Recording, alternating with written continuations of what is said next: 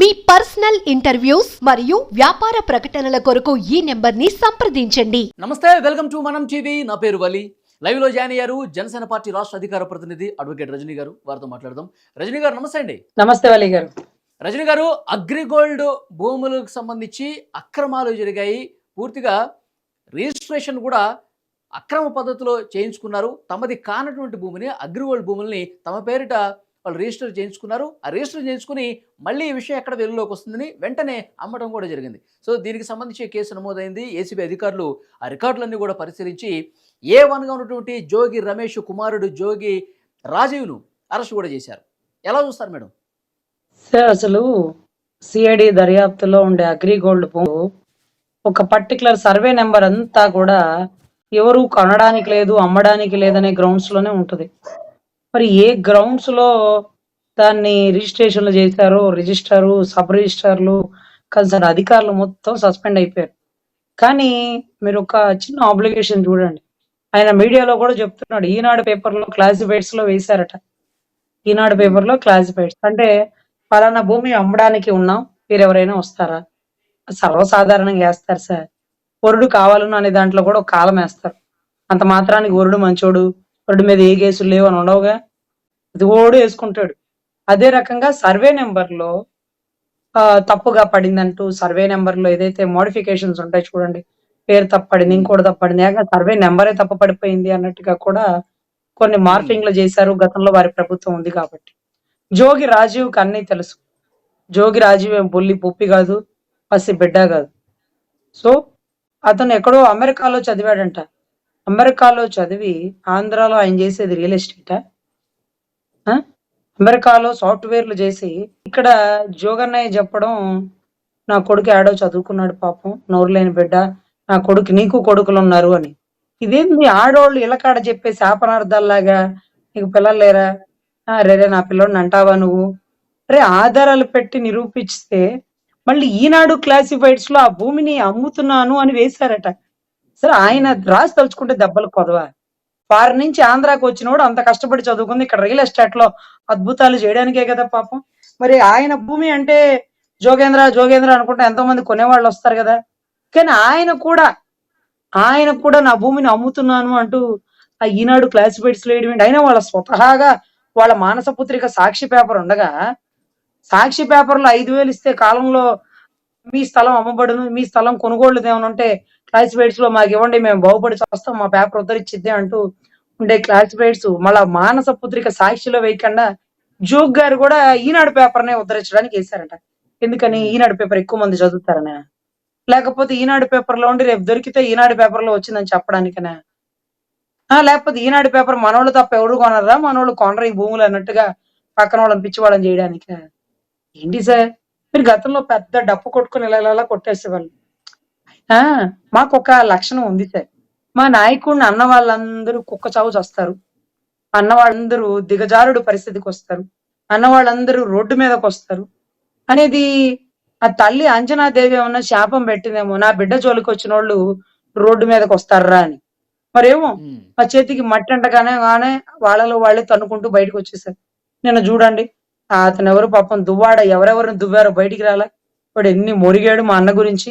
ఈరోజు జోగ్ గారు కూడా మొరిగారు సార్. జోగ్ గారు ఎంత బాగా మొరిగారంటే మా అన్నయ్య గారి గురించి, అదంతా దగ్గరకు వచ్చినప్పుడే ఇలాంటి అండి వినాశకాల విపరీత బుద్ధి అంటారు చూడండి, అట్లాగా వినాశకాలం ముంచుకొస్తుంది. అందుకనే ఆయన మళ్ళీ పవన్ కళ్యాణ్ గారిని గెలిచారు. పవన్ కళ్యాణ్ గారిని గెలికినోడి పరిస్థితి ఎలా ఉంటుందో నిన్నటి రోజు దువ్వాడ దూకున్న పరిస్థితి, లేకపోతే ద్వారంపూడి గారు ఇంటి చుట్టూ కెమెరాలు పెట్టి ఒక ఎస్సీ మహిళను రక్షిస్తున్న పరిస్థితి, ఇవన్నీ కూడా వెలుగులోకి వస్తున్నాయి సార్. అరే మురిగే కుక్క, పవన్ కళ్యాణ్ గారిని పెళ్ళాలను మార్చారా, ఎన్ని పార్టీలు మార్చారా కాదురా, తిక్కరగితే 151 సీట్లున్న నీ నిరంకుశ ప్రభుత్వాన్ని మార్చాడు నాయకుడు, గుర్తుపెట్టుకో. మురిగే కుక్కలాగా, చిత్తగారితే కుక్కలా నీ గజ్జి కుక్క. అసలు తార్చాడు, పార్చాడు, 5గురిని 5 సంవత్సరాలకు ఒకళ్ళు మార్చాడు, 4గో పెళ్ళం ఉంది. ఈ నాయకుడు వస్తాడా? జగన్మోహిని అవతారం ఎత్తి 4గో పెళ్ళంగా కుక్కలారా మీ ఇష్టం వచ్చినట్టు మొరిగారు కదా గత ప్రభుత్వంలో. మీరు ఆడవాళ్ళ గురించి మాట్లాడుతున్నారా? ప్రతిపక్ష నాయకుడిని డైరెక్ట్ గా ఎదుర్కోలేరా? పెళ్ళాలేంట్రా పెళ్ళాలు, గదిలో గదిలో భార్యతో మాట్లాడే పదం అది పెళ్ళాం అని. బజార్లోకి వచ్చినప్పుడు చదువుకున్నోడివి సంస్కారవంతుడివేనా? నీకో మినిస్ట్రీ ఒకటి తగిలే పడి చచ్చింది కదా, సిగ్గు లేకుండా అది స్టేజుల మీద ఆ జగన్ రెడ్డి గారిని ఇంప్రెస్ చేయడానికి జయమాలిని జ్యోతి చిత్ర డాన్స్ వేసినట్టు కంటే దారుణంగా నువ్వు క్లబ్ డాన్స్ వేసావు అక్కడ స్టేజ్ మీద. ఆఖరికి జగన్ రెడ్డి గారు పిలిచి నీ భుజం మీద తట్టారు. ఇక నువ్వు పరవశంతో మునిగిపోయి తర్వాత రోజు థాయిలాండ్ వెళ్ళిపోయావు. సో ఇక్కడ జరుగుతున్న పరిస్థితి ఏంటంటే, అది గదుగో అని ఒక 1000 చూపిస్తే దువ్వాడకి 4000 ఎలా దువ్వారు, అది గదుగో అని ఒక 1000 చూపించావు గతంలో, ఇప్పుడు 4000 చూపించారు.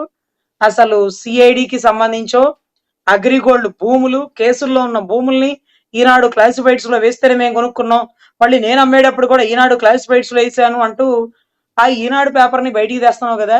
ఈనాడోడు మమ్మల్ని మోసం చేసి సర్వే నెంబర్లు, దొంగ సర్వే నెంబర్లు పెట్టేశారంటే ఈనాడోడు నీ మీద డిఫార్మేషన్ వేస్తాడు తెలుసా. అయినా మీ మానస పుత్రికలో వేయించుకోకుండా పక్కనోడు పేపర్ ని ఎందుకమ్మా ఉద్ధరించావు? ఆ రోజు కూడానండి వివేకానంద రెడ్డి గారి మర్డర్ కేసు అప్పుడు కూడా ఆయన పిఏ ఉంటాడు ఒక ఆయన, ఇది వివేకానంద రెడ్డి గారి పిఏ, బయట ఆంధ్రప్రభ పేపర్ ఏదో చదువుతున్నారంట, ఆంధ్రజ్యోతి పేపర్, ఆంధ్రప్రభ పేపర్. సాక్షి ఎందుకు చదవలేదండి? పులివెందుల్లో రావట్లేదా? వచ్చిన సాక్షి చదవదలుచుకోలేదా? ఏంటో వీరు ఒక పేపర్ పేరు బయటికి తెస్తే అదేదో అయిపోతుందని. ఏమీ కాదు జోగన్న, జోగి రాజు వెళ్ళిపోయాడు. పాపం రఘురామకృష్ణరాజు కొళ్ళ పొడవర్లే, కానీ ఏదో జరుగుతుందని మీకు భయభ్రాంతులు గురవుతున్నావు పాపం జోగన్న. కుమారుడు అరెస్ట్ అయిన తర్వాత మీడియాతో మాట్లాడారు మేడం. మొదటిసారి ఈ ప్రభుత్వం వచ్చిన తర్వాత మీడియాతో మొదటిసారి నేను మాట్లాడుతున్నా, నా మీద ఏమన్నా పదం ఎందుకు వలి గారు మేడం చెప్పండి. వలి గారు ఆ పదం ఎందుకు వాడారంటే, ప్రభుత్వం వచ్చాక ఇప్పటి వరకు నేను మీడియాకు ముందు ఎందుకు మాట్లాడలేదు అన్నాడంటే, నేను మీకు శత్రువుని కాదు సార్, నేను మిమ్మల్ని ఎప్పుడు ఎదిరించి మాట్లాడలేదు సార్. మీ ప్రభుత్వం వచ్చి అంబటి రాంబాబు మాట్లాడారా, లేకపోతే పేరు నాని మాట్లాడా, లేకపోతే జగన్ రెడ్డి మాట్లాడా, బొల్లా బ్రహ్మనాయుడు మాట్లాడా, వాళ్ళతో చూసుకోకండి. నేను అన్ని కబ్జాలు రియల్ ఎస్టేట్ లో చేశాను, నా జోలికి రాకండి, నేను ఎప్పుడు మీ జోలికి రాను, దయచేసి నన్ను కేసుల్లో ఇరికించకండి అంటూ ఆ ప్రెస్ మీట్ ఇస్తుంటే ఇదే ఫస్ట్ టైం మాట్లాడుతున్నా. ఫస్ట్ టైం నువ్వు తప్పు చేసేసినావు జోగేంద్ర. 5 సంవత్సరాల పరిపాలనలో నువ్వు భవన నిర్మాణ శాఖలో నాసిరకం ఇల్లు కట్టించో, ఇలా పిడికిలు పెట్టి గుద్దితే స్లాబ్ ఎగిరిపోతుంది తెలుసా. వాడు పెద్ద పైల్వాన్ కాదు, కానీ నువ్వు కట్టిన ఇళ్లలో కదా ఎవరైనా గుద్దేయచ్చు అనే పరిస్థితి ఉంది. సో ప్రతిదీ బయటకు తీస్తున్నారండి. ఏసీపీ దాడులు అంటూ తెల్లవారుజామున 5ంటికి లెక్క తెలియని భూములు చాలా వస్తున్నాయి. ఇది ఒకటే కాదు, ఆయన బినామీలు ఉన్నారండి.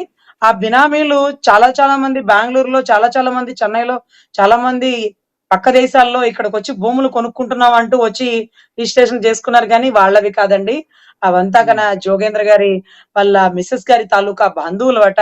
దయచేసి వారి బంధువుల సమాచారాలు కూడా వెలికి తీయండి. చాలా భూములు ఉన్నాయి జోగన్న. పాపం జోగి రవీంద్రనా ఆయన పేరేంటండి? జోగి రమేష్ రాజీవ్. జోగి రమేష్ గారి కొడుకు జోగి రాజీవ్ గారి పరిస్థితి చాలా అస్తవ్యస్తంగా ఉంది. సేడి జప్తు భూములని ఆక్రమించాడు కాబట్టి ప్రభుత్వ భూముల్ని దుర్వినియోగం చేశాడు. ప్రభుత్వానికే తెలియకుండా ప్రభుత్వ భూముల్ని తాకట్టు పెట్టి తలకట్టు లేకుండా బేరాలు తెచ్చి అమ్మేసి రిజిస్ట్రేషన్లు చేసేసి కొలువులో దాక్కున్న ఎలుకలాగా నేను ఎప్పుడు మీడియాకు ముందుకు రాలా, ఇప్పుడే వచ్చాను అధ్యక్ష అంటే ఊరుకుంటారన్నయ్య. మెల్లో డప్పేసుకుని కొట్టావుగా మా జగనన్న అని. ఇప్పుడు అంటాడు సార్ నేను ఒక గౌడు కమ్యూనిటీ వాడిని, నేను బీసీ ఎదుగుతున్నానని కుట్రకోణంతో కక్ష సాధింపు అన్నాడు. సార్ అతను పాపం అమర్నాథ్ గౌడ్ సార్. బాపట్లలో ఇంట్లో మగ దిక్కు లేదు, మా అక్కకి నేనే దిక్కు, మా అక్కని అంటావురా అని అడిగినందుకు వాడిని పెట్రోల్ పోసి తగలపెట్టి అతనే నిప్పంటించుకున్నాడని చెప్పి కేసు క్లోజ్ చేస్తే ఈ జోగి రమేష్ గౌడ్ గారు గాడిదలు కాస్తున్నారా? నీ కులంలో ఒక పసిబిడ్డ అన్యాయం అయిపోతుంటే, చచ్చిపోతుంటే, చంపేస్తే ఆ కేసును పోలీసులు పక్కకు పడేస్తే నా కులంలో ఒక బిడ్డ, నా కులంలో ఒక ఆడబిడ్డ మీద ఎమ్మడబడుతున్నారు వాళ్ళు అంటూ ఎందుకు తిరగబడలేదు బీసీ అధ్యక్ష? ఈ రోజు మీ కులాలు మీ మినిస్ట్రీలు తెచ్చుకోవడానికేనా? మీ కులంలో జరుగుతున్న వాళ్ళకి అన్యాయం అయితే మీరు తిరగదిప్పి అడగరా? ఒకటినే దళితుడు రోడ్డెమ్మడ చొక్కాలు ఇప్పుకొని తిరిగాడు. ఆదిమూల సురేష్ గారు చదువుకున్నవాడు, విద్యార్హత కలిగిన వాడు, ఒక విద్యాశాఖ మినిస్టర్ గా ఉండి సిగ్గు లేదా?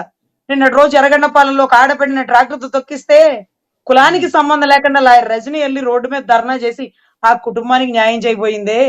నక్క ఆనంద్ బాబు గారిని చంద్రబాబు గారు పంపించి 5 లక్షలు ఎక్స్గ్రేషియా ఇచ్చారే. నీ జిల్లాకి సంబంధించి ఒక దళిత బిడ్డ చచ్చిపోతే నువ్వు బయటికి రాలేదు. దళితులకు జరిగిన అన్యాయం కోసం నువ్వు సొక్కాలు ఇప్పుకొని తిరుగుతావా? ఒక సొక్కా వేసుకొని కలెక్టర్ ఆఫీస్ దగ్గరకు వచ్చి ఆడబిడ్డకి ఎక్స్‌గ్రేషియా ఇచ్చి ఉద్యోగం ఇచ్చి ఆ కుటుంబాన్ని ఆదుకుంటే నీ కులానికి న్యాయం చేసినోడివిగా. అరే ప్రతి కులం మీద ప్రేమ ఉంటది. ఎవరు ఏ కులంలో పుట్టారో ఆ కులానికి న్యాయం చేసి పక్క కులాన్ని ప్రేమించండి, గౌరవించండి అంటారు. నువ్వు ఇప్పుడు నీ కులం కార్డు వాడుతున్నావా? నేను బీసీలని, నేను గౌడ్లని, వస్తారు గౌడ్లందరూ నీ మీద ధర్నా చేయడానికి. ఏం చేసావురా మన కులానికి నువ్వు? ఏం ఉద్ధరించావురా గత 5 సంవత్సరాల ప్రభుత్వంలో? నాసిరకం ఇళ్లు కట్టించుకొని నీ డబ్బులన్నీ దారి మళ్ళించి దేశాలు సముద్రాలు దాటిచ్చేసావు కదా నీ సొమ్ముని. ఈరోజు జోగి రాజీవ్ని కాపాడడం ఎవ్వరి తరం కాదు. ఇది పక్కనోడి భూమో ఆ పక్కనోడిదో ఆక్రమించలేదు. సిఐడి కోర్టుకు సంబంధించి జప్తు అగ్రిగోల్డ్ ఒక పెద్ద స్కీము అంటే దానికి మించినోడివి కదరా మీరు. సో ఇది చాలా పెద్ద కేసు అండి. అతను ఎవ్వరు కాపాడలేరు. ఇది కక్ష సాధింపు కాదు, ఆధారాలతో నిరూపితమైనటువంటి ఎవిడెంటరీ కేసు. అక్కడ అగ్రిగోల్డ్ లో లాస్ అయిపోయిన వారు బాధితులే వచ్చి ఆయన మీద దాడి చేస్తారు. మాకేం సంబంధం లేదు sir. Okay, thank you very much Rajani గారు. నమస్తే అండి.